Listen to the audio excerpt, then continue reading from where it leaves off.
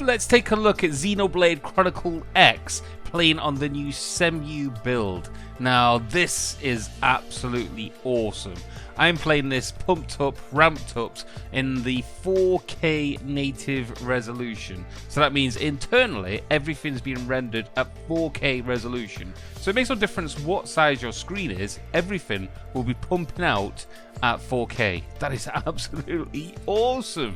Now, I'm playing this on a build which has been, it's got no shader cache. It's the first time this has run, so there will be stutters. That's nothing to do with the actual emulator itself and its performance, although yes, of course, it does need the shader cache to run to its full potential, but it gives you what you can expect the first time you run the game. And to be honest, it's improved a hell of a lot, even the shader cache itself. Now, there is a few stutters here and there, as you can see. But again, if you play through the game for a little bit, you lose a lot of those stutters.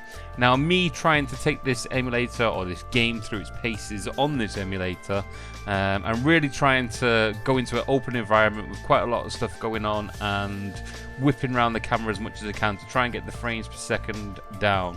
But to be honest, it's handling it pretty well. Not that I am with my actual character, but it looks absolutely beautiful. Now, in a second, we'll be comparing this to the actual Wii-U console and how they come up together. Now, in the open environment, it's hands down that this is Nyan. You can't compare the two. It's like black and white.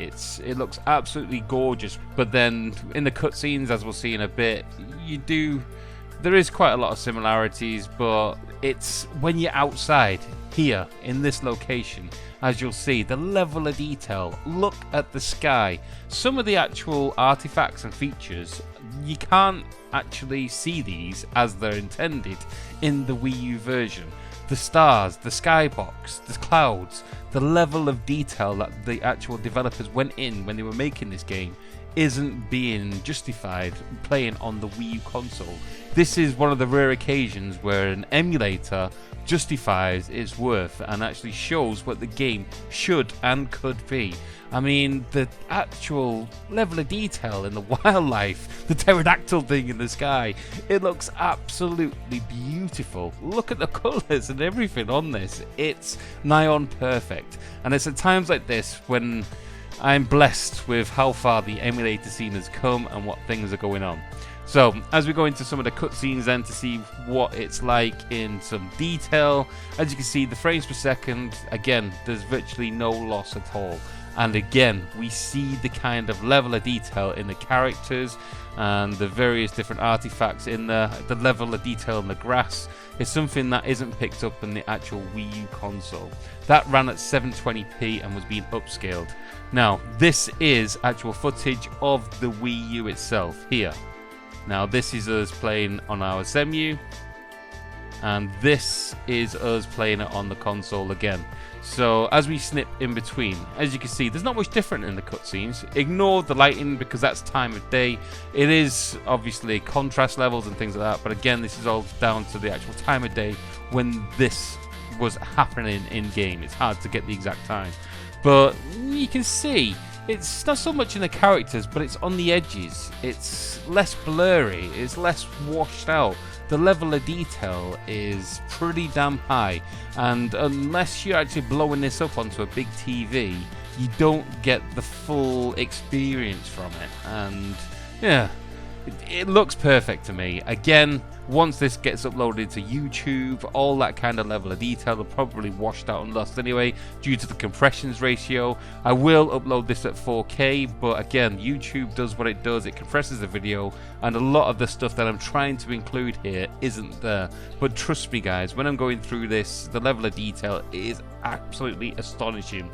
Now, this is one of the places where the game does struggle when you enter the city. For me, on this build, as you can see, bottom left hand corner, the frames per second are really starting to take hits. I think this is more due to the actual way the buildings and things are rendered rather than the actual, I don't know, the foliage when you're outside in places like this. But for me, this emulator has been perfect. I need to take my hats off and congratulate the Cemu team.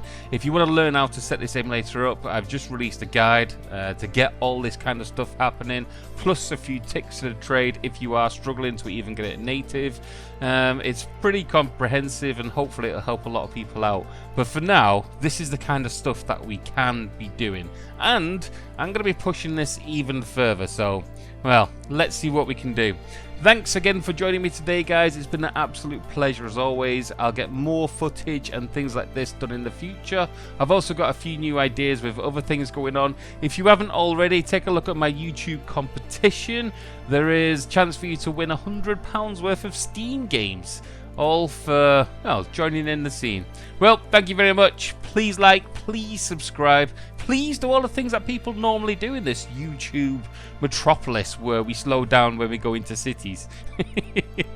But most of all, you have a good day. Laters!